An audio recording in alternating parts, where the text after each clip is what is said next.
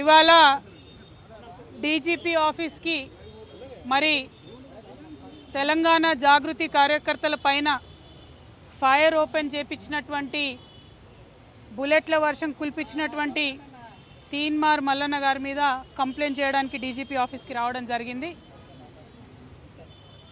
దురదృష్టం ఏంటంటే డీజీపీ గారు మరి వాళ్ళ ఆదివారం కాబట్టి తను రాలేనని చెప్పడం, రాష్ట్రంలో ఒక మహిళా ఎమ్మెల్సీ పైన ఇంకొక బాధ్యత గల పదవిలో కలిగినటువంటి తీన్మార్ మల్లన్న లాంటి ఎమ్మెల్సీ గారు కమెంట్ చేస్తే కూడా, ఇష్టం వచ్చినట్టు మాట్లాడితే కూడా పోలీస్ యంత్రాంగం స్పందించకపోవడం దారుణం.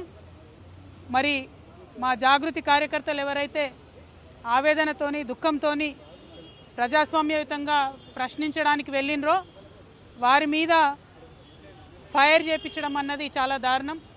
నిజంగా ఏమన్నా మా కార్యకర్తలకు అయి ఉంటే ఎవరు బాధ్యులు, మల్లన్న గారా ప్రభుత్వమా, ఎవరు బాధ్యులు అన్నది తక్షణమే ఆన్సర్ చెప్పాలి.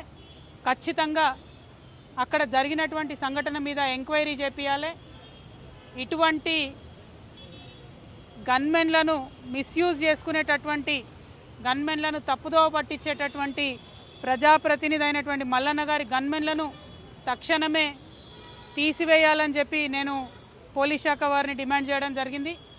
అట్లానే మల్లన్న గారు చేసినటువంటి ఈ యొక్క పనిని ఆయన ఆదేశంతోనే గన్మెన్లు ఫైర్ ఓపెన్ చేశారని నేను నమ్ముతా ఉన్నా కాబట్టి వెంటనే వారి మీద అటెంప్ట్ టు మర్డర్ కేసు కూడా రిజిస్టర్ చేయాలని పోలీస్ శాఖ వారిని నేను రిక్వెస్ట్ చేయడం జరిగింది.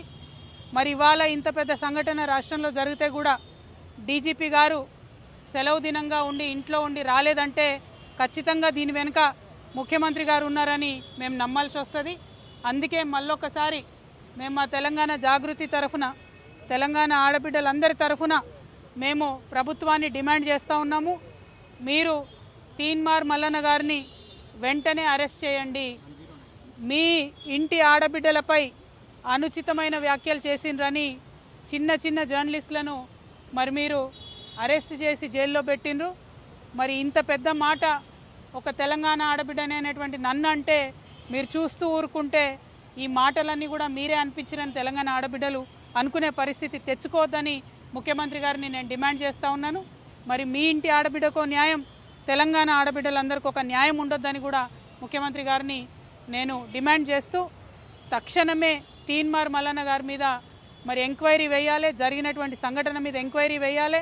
ఎవరు షూట్ చేయమన్నారు, ఎందుకు గన్మెన్ షూట్ చేశారు? ఎందుకంటే తెలంగాణ ఉద్యమంలో మేము వేలాది నిరసనలు చేసినాం. ఎక్కడా కూడా ఎవరు కూడా కంట్రోల్ తప్పలే. ఆనాడు కాంగ్రెస్ మీదనే మేము ఉద్యమం చేసినాం.